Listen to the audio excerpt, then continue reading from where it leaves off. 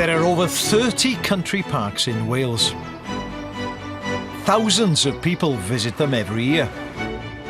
Some are old estates of wealthy landlords. Some are old industrial sites. The parks are usually close to towns, and that's because they've been set aside for us to enjoy on our doorstep. But what I like about them most is that they're great places for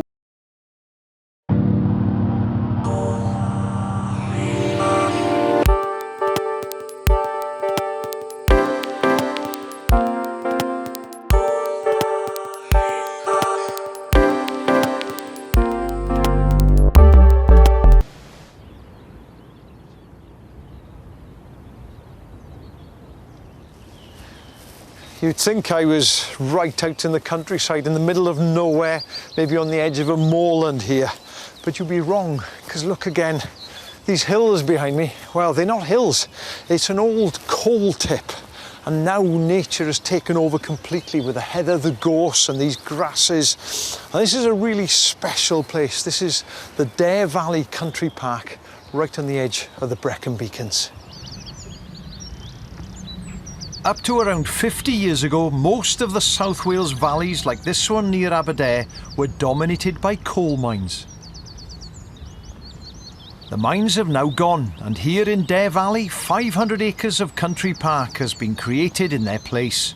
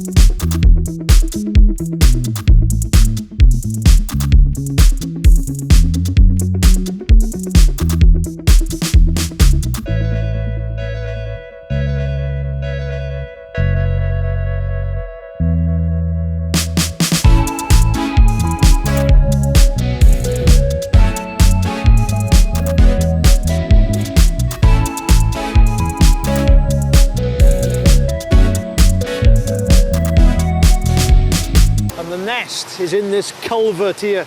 Perfectly safe place because it's deep water. They're up the side of a concrete wall, so something like mink can't get at them. It's the perfect place, really.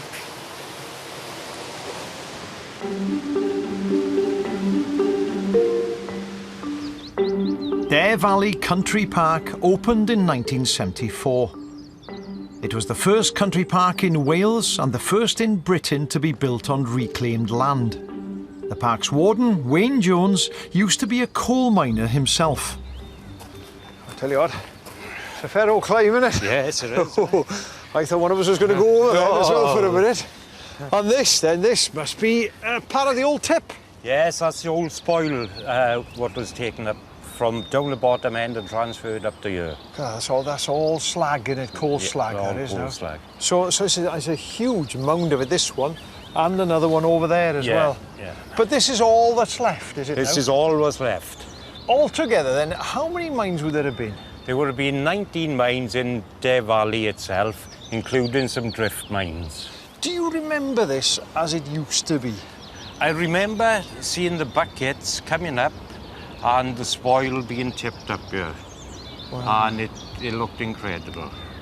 As all you could see was black. It's just remarkable, I think, how everything's gone. You know, all the metalwork, all the buildings, they've all gone. And what's wonderful, from my point of view anyway, is the fact that, you know, you've seen gorse, you've seen the heather, you've seen trees. Nature's taken over, isn't it? It has, yes. It's done a very good job of it as well. And this is just all left, you haven't planted anything? No, it's all been regenerated. We haven't done any planting whatsoever. It's all regenerated. Nature's taken its course.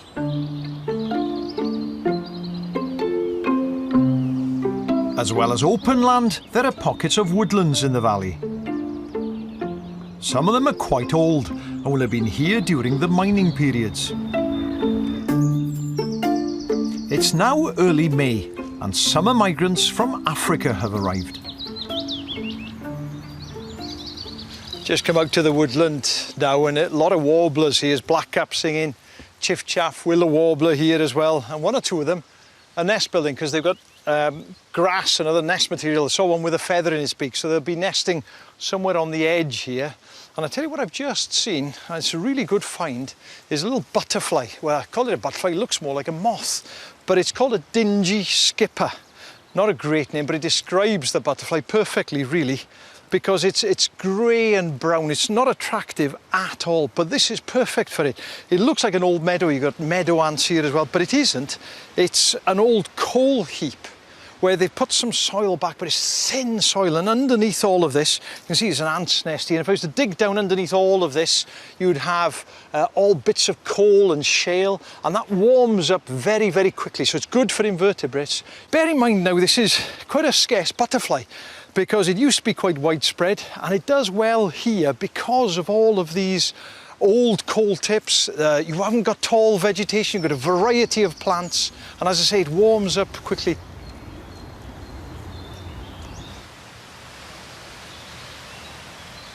That's nice. I've just found out where one of these warblers is building its nest. And he's back and forth like a yo-yo at the moment. There he goes. He's just gone out again, I think now. What he's doing, there he goes now, just in the bush. He's landing in these small bushes here. He's dropping onto the floor. He's picking up sometimes bits of moss. Sometimes it might be a beakful of grass. Once it was a big feather as well. And then he's taking all of that to the base of a big anthill over there. And I'll bet the nest is right at the bottom in that base. So he'll be building that. He'll be finished that job probably in 2 or 3 days now. It's a great little spot for them. There he goes again, look, off he goes into the tree now. They're busy, they're like yo-yos, they're back and forth all the time.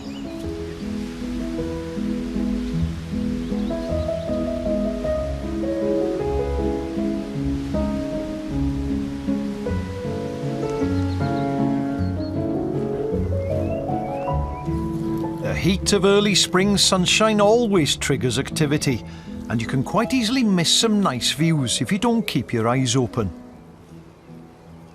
There's a surprising amount of wildlife just in a little patch like this. Thing is, we've got to look really, really hard for it. I'm looking for lizards, and on ground like this, they like basking on grassy tumps.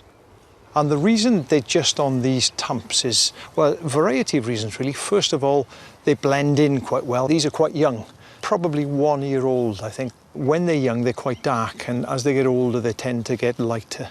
So they're pretty well camouflaged. Second reason is the old grass, last year's grass, stays attached, but it dies back. That's all the yellow stuff you see here. And that'll heat up quickly. So these lizards, they have to warm up from the heat of the sun.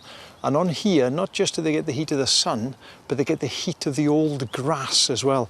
And of course, the last thing really is, if I was to get too close, they would need to disappear, and they can disappear right in the middle of this tump. And once they're gone, they're gone. I'll never find them once they're gone.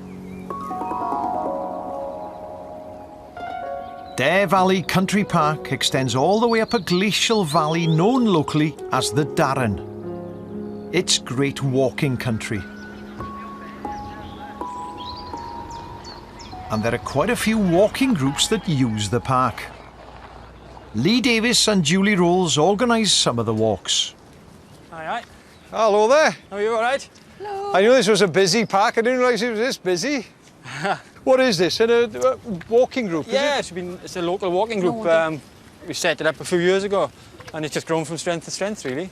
So is this one of those Nordic walking groups? Yeah. So you use the poles? You use the poles to push yourself forward, and it engages all the upper body and all that, you know. See, I've always liked having my hands free. So I can look at, you know, birds or fish or flowers or lizards or whatever it is, you know, but... Well, it's kind of an exercise in its own right, like. And how often will you meet then? Every week we meet on a Wednesday, but there are other groups that meet as well, which Lee organises, but our group is a Wednesday one. And, is it busy? It's fantastic. Oh, that's brilliant. We use the park well, and we go around lots of areas in the park. It's one of the best kept secrets in the valleys, to be honest with you. Like, you know, we're just on the fringes of the beacons. Yeah, and it's a great place to be honest. And I'm local, I'm bound to say that, so, you know. Well, it is lovely. It is lovely, the variety here. Yes, and on a day like this, you just can't go wrong. No. Early the next morning, I'm taking a walk myself to the base of the Darren. In particular, I'm looking for bird activity in the valley.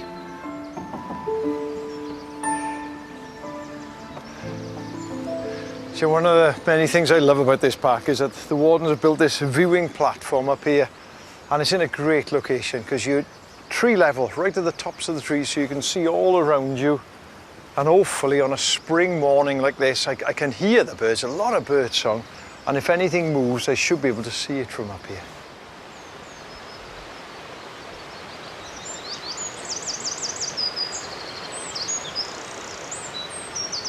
The loudest bird in the woodland is a wren.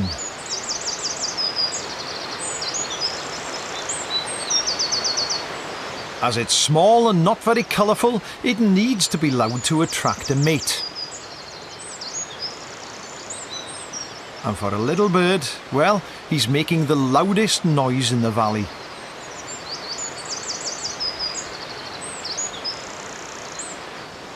High up on the Darren, another bird is calling.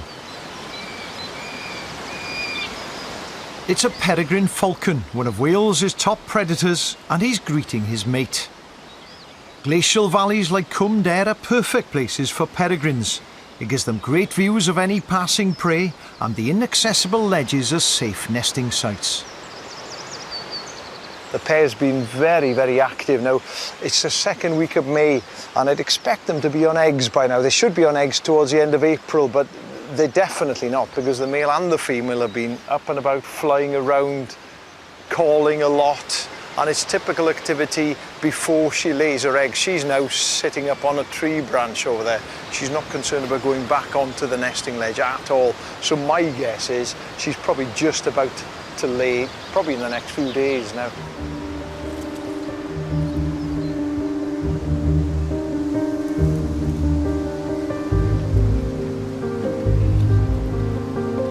By midsummer, while peregrines have finished their nesting on the Darren, cattle have appeared on the wet grassland.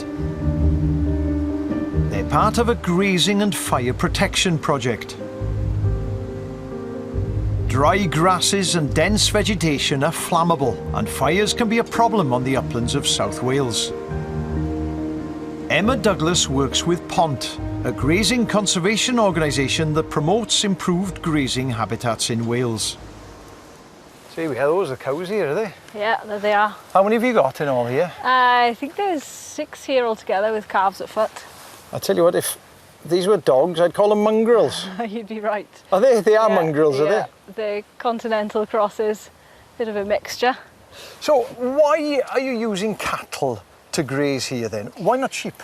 Well, cattle, they like to grab the vegetation with their tongue and they pull it up. And so it's not physically possible for them to graze very close to the ground. It gives a great sward structure, which is beneficial to things like reptiles and invertebrates, and it gets rid of the the more dominant vegetation like the rushes and the grasses, allowing more floristic diversity. Also, when they lie up, which they do, they like to eat, then they'll lie down and chew the cud, and then they'll create these lovely flattened areas, again more structure within the sward. I tell you what was lovely was as I walked up here I saw ragged robin, I saw cotton grass, I saw frogs everywhere, and pasture like this I suppose at one time would have been common all over Wales. Absolutely, particularly on the South Wales coalfield, it would have been swathes of this grassland. So does that mean that even when coal mining in the Dare Valley was at its height, this probably wouldn't have been touched then, would it? It appears not, and obviously that over time started to decrease, and then we got a lot of rank grasses, Molinia, which was routinely set fire to. And now that the grazing has been reintroduced here, it's actually reduced the fire risk. There hasn't been a fire here since the grazing's been... Oh, fantastic.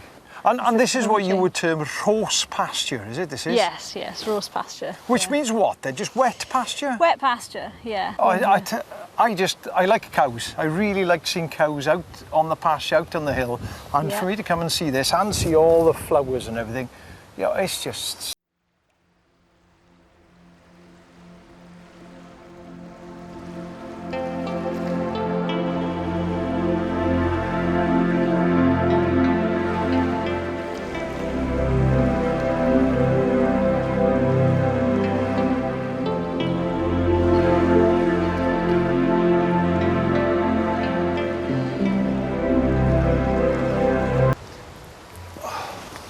Really careful where I put my hands here because this big cow part, but it's a great time to come to the rose pasture. Timed it to perfection really, because at the moment, if I can pick them up, come here boy, pick one up anyway. Look at that. There are thousands of little toadlets, and what's happened is that the adult toads would have spent the winter months in the woodland, in the hedgerows, maybe even in the rose pasture itself here at the base of all these rushes. They made their way down to the big pond just down below me. Oh, he's jumped. Oh, he's on there now. They made their way down there. They've copulated and laid there, and then the tadpoles have changed into little toadlets, and all at once they've emerged. They've come out of the water. They made their way back up into here, and the rose pasture is perfect for them because it's quite damp, but it's not too wet. Plenty of cover. And there's a plethora of insects here, which is what they eat. So they'll fatten up here now for a few years. They'll stay here, they'll stay in the hedgerows, in the woodland, before they themselves eventually will make their way back down and lay in that pond again. But the floor, I mean, they are everywhere. There are thousands of them here. Let them get on with it.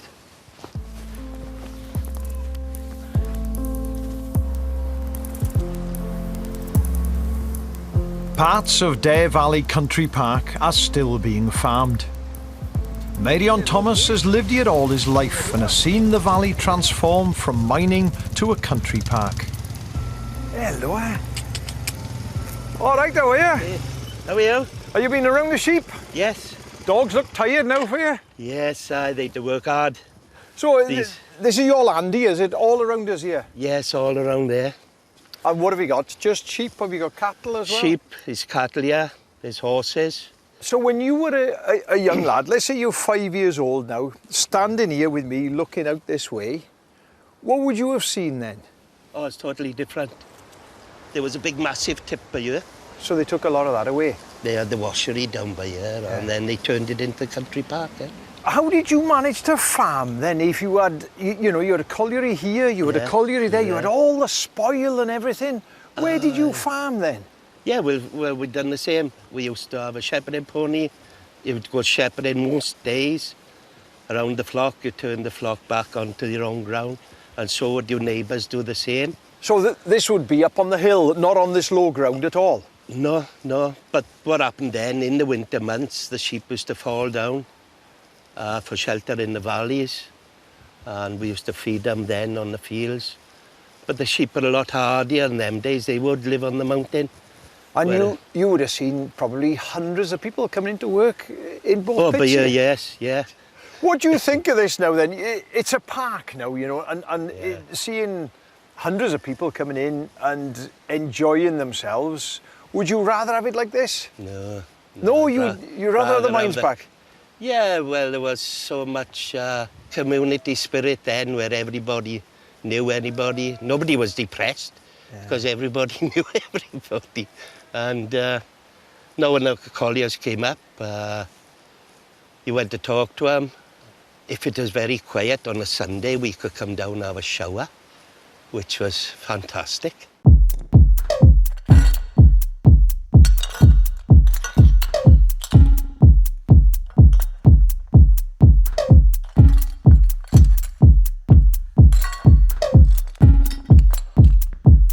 Samurai sword on my back.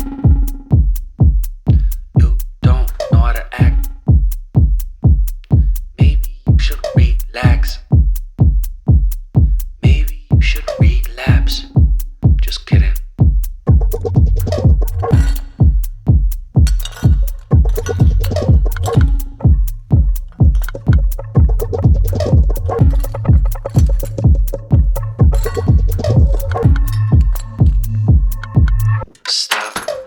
stop, stop, stop, stop.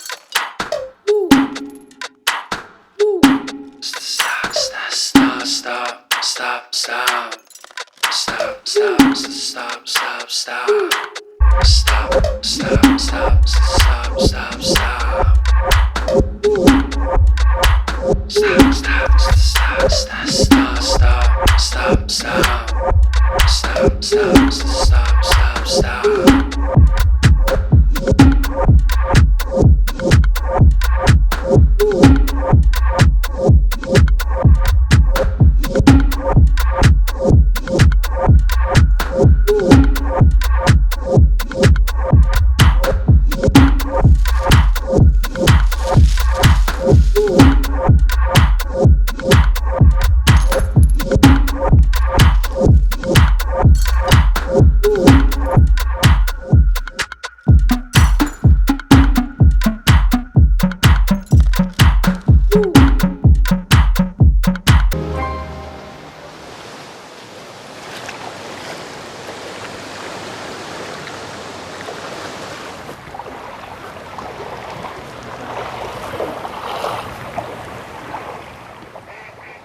These man-made pools, they're fantastic places for wildlife, all kinds of wildlife, especially now in the autumn when you get a bit of sun like this warm day. You see dragonflies and damselflies. There are fish in here as well, small fish. I think I've seen sticklebacks in here, but I think it's mainly trout because this used to be a fishery, believe it or not. And the reason I've come in here is because there's a kingfisher hanging around this far shore. He's got perches all over the place. It's really difficult to pin him down. He was over here, he's moved along a bit, but if I watch from the bank, I'm a long, long way off. So I'm gonna venture about halfway out, see if I can get a better view of him.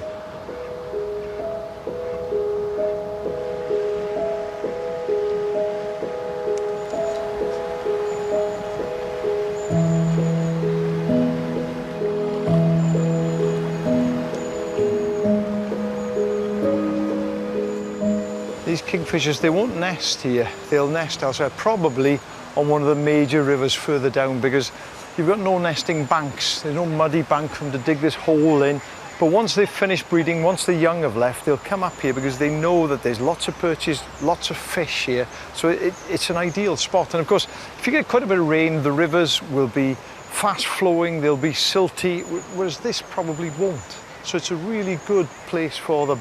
And even in winter, in deep winter, if it gets really frosty, very icy, you have so many people with dogs here and dogs coming in the water that they're constantly breaking the ice. So no matter what the weather, they can always fish. Great place for them.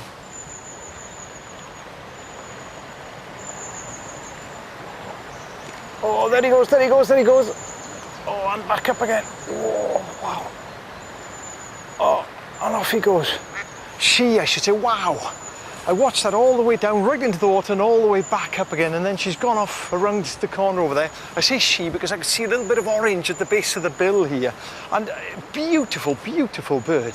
And the amazing thing is it's got this wonderful orange breast and then blue, bright blue back. But in the middle of the back then, they've got this line of, the brightest blue in the whole of the animal kingdom, I would say anyway.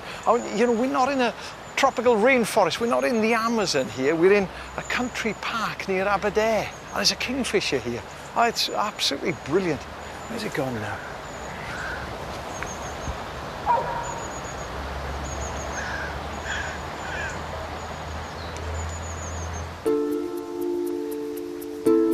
The Dare Valley has completely been transformed from an industrial landscape to a managed wild parkland. Even the few remaining visible remnants of coal mining have largely been covered by plant growth.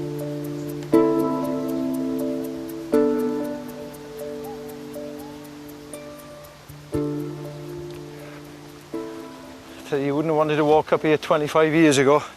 It would have looked very, very different then. Nothing but, well, no vegetation at all. Just a big spoil heap. Bits of coal, bits of slag, just waste everywhere. But look at it now. You can tell it's autumn because the heather has just gone over. A few flowers, but most of it's gone over now. The bilberries would have been full of bilberries. Lovely eating, of course, they've gone over. And it's quiet, and On the surface at first you might think, oh, do you know what, there's not much here, but it's incredible what you do find underfoot as I walk now.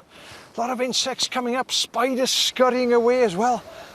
And all of this, all the vegetation, the head of the bilberry, the grasses, the mosses, all the insects has colonised completely naturally.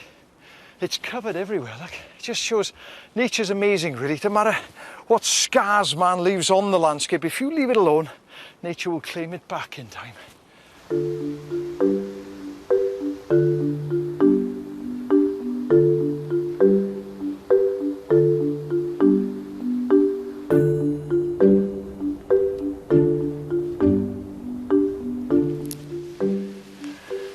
And of course, if you get thousands of insects, you're going to get predators, and the most common ones here, the spiders. And look at this one.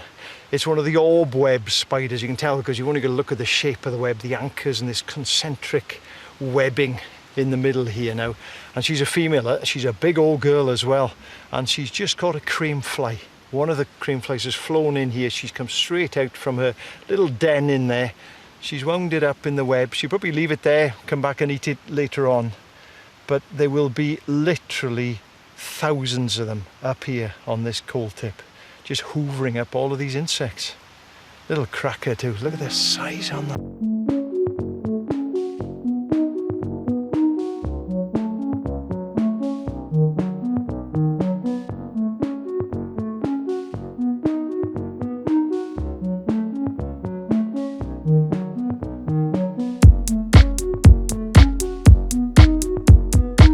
There's a stunning view of the whole of the park almost from up here, high up on the Darren. And I think now in the autumn, it's at its beautiful best. It's a time of change. You can feel the change in the air. It's much cooler. You can see the change all around you. The leaves have gone beautiful reds and oranges and gold, and the bracken is just russety brown all over the landscape here. And of course, this is a park that's seen huge changes from being incredibly rural to industrial, the mines, the noise, the pollution. It would look so different, and now it's back to being a natural looking park once more. I tell you what's lovely is that there's a small rowan tree just about 20-30 metres ahead of me here, and it's full of berries, bright red berries, acting like a magnet, drawing in birds. I've seen song thrush feeding there. There's been a small flock of fieldfast goldfinch, but best of all, and very apt, is at this moment there's a ring woozle feeding on the berries. And I say it's apt because the ring woozle is the emblem of the park. They haven't nested here for over a decade now. But isn't it nice that a ring woozle on its way from further north down to North Africa has seen fit to call in to the park to read.